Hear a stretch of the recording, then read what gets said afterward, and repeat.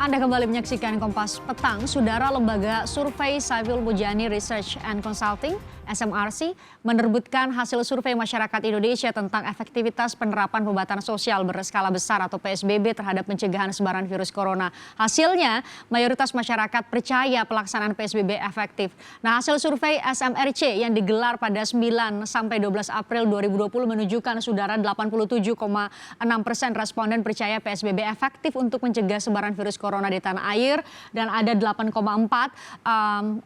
tidak percaya efektivitas PSBB, dan sisanya atau 4% masyarakat tidak menjawab. SMRC atau SMRC mensurvei 1.200 responden yang dipilih secara acak dengan toleransi kesalahan survei 2,9%. Nah, saudara, survei SMRC penerapan PSBB cegah penularan corona ada 87,6. Kita lihat. Oh, ini sudah terkait dengan langkah pemerintah pusat tangani corona. Ini seperti Anda lihat, saudara, ini adalah persepsi dari 1.200 responden yang disurvei oleh SMRC. Langkah pemerintah pusat menangani corona ada 52% yang menilai bahwa pemerintah sudah cepat tanggap dalam menangani corona, ada 7% yang tidak menjawab, dan ada lumayan besar 41% masyarakat menganggap pemerintah lamban dalam menangani corona. Ini yang terbaca di survei SMRC. Berikutnya kita lihat. Nah, ini adalah dampak pandemi corona terhadap penghasilan. Ini tentu juga menjadi perhatian kita bersama. Anda bisa lihat ada 77% yang merasa atau memandang bahwa terancam penghasilannya. Dari 23% tidak terancam penghasilannya, ini angka yang besar. Kita lihat berikutnya. Oke, dari 77% ini masih ada beberapa dibagi, ada yang saat ini terbaca atau tergambar bahwa ia sudah tidak punya tabungan, bahkan sudah nyaris habis untuk kehidupan sehari-hari. Lebih jelasnya kita langsung bergabung dengan Direktur Eksekutif Saiful Mujani Research and Consulting, Sirojudin Abbas. Selamat sore, Pak Sirojudin. Selamat sore, Mbak. Pak Sirojudin, apa yang terbaca kemudian, apa yang sebelum saya terbaca, apa yang menjadi alasan atau apa yang mau digambarkan oleh melalui hasil survei SMRC kali ini, apa? Ada 3 alasan. Yang pertama, kita ingin tahu lebih mendalam tentang pengalaman warga Indonesia menghadapi wabah ini. Sejauh ini belum ada data-data yang berbasis pada opini dan pengalaman rakyat. Yang banyak beredar itu hanya data-data korban saja, atau data-data infeksi dan data-data estimasi. Nah, ini yang real menurut pengakuan publik sendiri. Nah, ini yang pertama berarti. Yang kedua, kita juga ingin tahu dampak sosial ekonominya dari COVID itu, sejauh mana dan seberapa dalam dampak wabah ini terhadap kehidupan dan sosial dan ekonomi masyarakat. Dan yang ketiga, kita ingin tahu evaluasi masyarakat terhadap kebijakan-kebijakan pemerintah terkait penanganan wabah ini.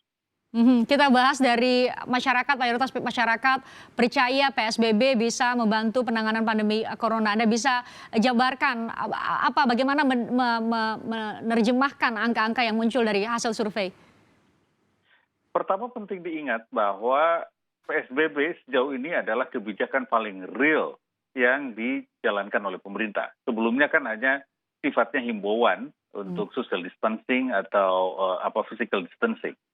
Nah, PSBB inilah yang langsung dijalankan berdasarkan aturan yang lebih jelas, misalnya aturan karantina dan seterusnya. Dan sejauh ini masyarakat belum tahu lagi kebijakan yang lain yang mungkin dipilih oleh pemerintah selain PSBB untuk mencegah penyebaran virus ini.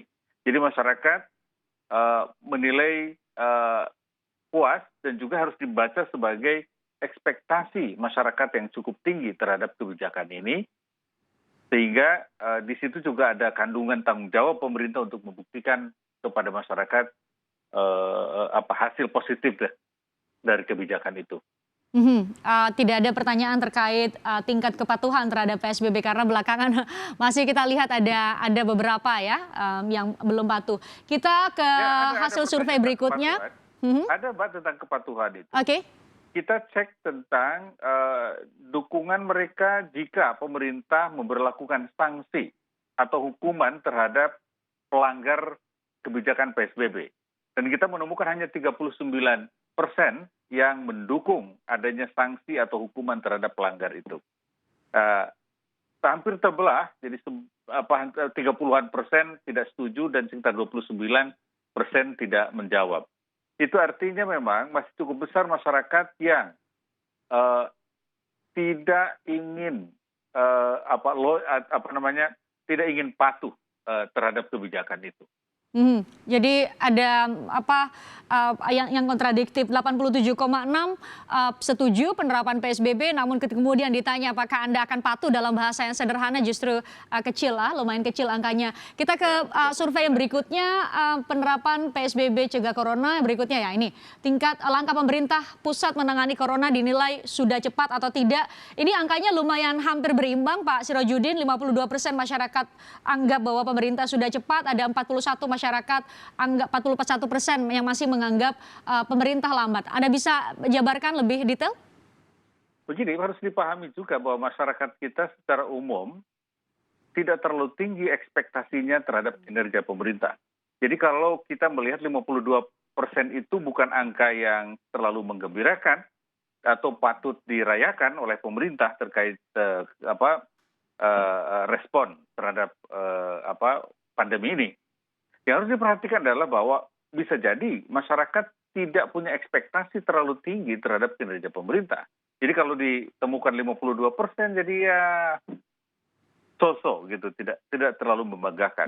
Yang harus diperhatikan adalah masih ada 41% warga yang mengatakan kinerja pemerintah itu lambat. Nah, tapi ada hal yang lain juga karena pembelahan sikap ini, kalau kita cek pada konteks yang lebih dalam, itu ternyata masih dipengaruhi oleh sikap politik. Jadi warga masih terbelah sikapnya berdasarkan garis politik Pilpres di 2019. Kalau kita lihat, yang mengatakan lambat itu mayoritas pendukung Pak Prabowo Sandi, yang mengatakan cepat itu mayoritas pendukung Jokowi Kiai Ma'ruf. Pak Sirajudin, Anda bisa mengatakan demikian, artinya pada saat survei para responden juga ditanyakan soal pilihan politik sehingga Anda bisa mengatakan demikian? Ya betul, kita cek pilihan partainya, kita cek juga pilihan di Pilpres 2019 yang kemarin, lalu kita cross tab dan ketahuan seperti apa dan dasarnya apa dari pilihan sikap mereka. Oke, Pak Sirajudin, saya mau ke poin berikutnya yang paling penting bahwa ada 77% yang merasa terancam penghasilannya, atau betul ya penghasilannya 77%. Ya. Ini cukup besar. Saya baca di detailnya masih ada juga, Anda bisa jelaskan berapa persen yang sama sekali sudah tidak punya tabungan, bahkan Anda bisa jelaskan Pak Sirajudin? Ya, kalau kita lihat breakdown dari 77% warga, itu artinya 154 juta warga dewasa, 17 tahun ke atas atau sudah menikah, itu 33% dari 77%, itu artinya sekitar 25% dari total populasi, itu sudah tidak bisa lagi memenuhi kebutuhan hidupnya, kecuali ada pinjaman. Dan itu saya kira tanda-tanda serius karena total dari warga yang sudah dalam posisi seperti itu di atas 50 juta orang. Nah, belum lagi kalau kita tambah masih ada sekitar 30-an% lagi itu ya. Ada 20% yang hanya bisa yang masih punya tabungan tapi hanya cukup untuk seminggu, dan 20-an% lagi yang punya tabungan tapi cukup untuk beberapa minggu saja, 2-3 minggu. Nah, kalau diakumulasi itu jumlahnya sekitar 60-an juta itu. Oke, terakhir singkat saja Pak Sirajudin, artinya kalau dari hasil survei 77% yang merasa penghasilannya terancam, apakah memang pemerintah selain mengucurkan dana untuk bantuan sosial dan berbagai stimulus kebijakan ekonomi saat ini juga harus menyiapkan nanti pasca pandemi ini bantuan untuk mereka-mereka yang terbaca di 77%, mereka butuh untuk diberi bantuan juga? Persis, Mbak. Jadi kalau pemerintah mau menyiapkan program recovery, maka recovery-nya harus menyeluruh, termasuk pada warga yang menggantungkan hidupnya dari sumber-sumber informal, ya, pekerja sektor informal. Dan mereka saat ini sudah mengkonsumsi modal kerjanya, karena mereka di rumah saat ini. Oleh karena itu, saat ini bantuan sosial mungkin membantu mereka memperoleh tambahan konsumsi. Tetapi setelah pandemi ini selesai, mereka juga membutuhkan modal untuk memulai kerja kembali. Jadi akan sangat bagus jika pemerintah menyiapkan modal usaha bagi mereka dengan proses dan prosedur yang efisien, dengan jumlah juga yang memadai untuk mereka bisa memulai usaha kembali. Itu poinnya. Terima kasih Pak Sirajuddin Abbas sudah bergabung bersama kami di Kompas Petang. Saudara, masih soal survei, lembaga survei media juga merilis persepsi publik atas penanganan virus corona dengan pengambilan data pada 6 sampai 13 April. Di antaranya soal kebijakan pembatasan sosial berskala besar, sama seperti tadi poin yang juga dilakukan oleh SMRC. Dari 800 sampel yang diambil, 54% setuju kebijakan PSBB, sementara 35,3% menginginkan adanya karantina total atau lockdown, bahasa yang dikenalnya atau istilah yang dikenalnya. Sebagian besar responden yang setuju dengan PSBB beralasan ingin ekonomi tetap berjalan dan masih bisa bekerja. Median juga melakukan survei kepuasan publik atas langkah pemerintah menangani corona. Hasilnya 52,4% puas atas kinerja pemerintah, sementara 40,1% menyatakan tidak puas. Ini persis sama atau mendekati seperti apa yang dilakukan oleh SMRC. Tadi ada 52% yang menganggap pemerintah cepat, ada 40-an% ya tadi yang menganggap pemerintah lamban. Nah, sisanya menyatakan biasa saja. Sebagian besar responden yang puas menyebut pemerintah sudah melakukan yang terbaik menangani corona.